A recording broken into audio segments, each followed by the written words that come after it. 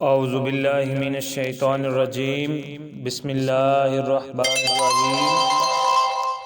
آج کا ہمارا موضوع بخاری شریف کی حدیث نمبر 155 ہے۔ رسول کریم صلی اللہ علیہ وسلم ایک مرتبہ رفع حاجت کے لیے تشریف لے گئے۔ آپ کی عادت مبارکہ تھی کہ آپ چلتے وقت ادھر ادھر نہیں دیکھا کرتے تھے، تو میں بھی آپ کے پیچھے پیچھے آپ کے قریب پہنچ گیا۔ مجھے دیکھ کر آپ نے فرمایا کہ مجھے پتھر ڈھونڈ دو تاکہ میں اس سے پاکی حاصل کروں، یا اس جیسی کوئی لفظ فرمایا، اور فرمایا کہ ہڈی اور گوبر نہ لانا۔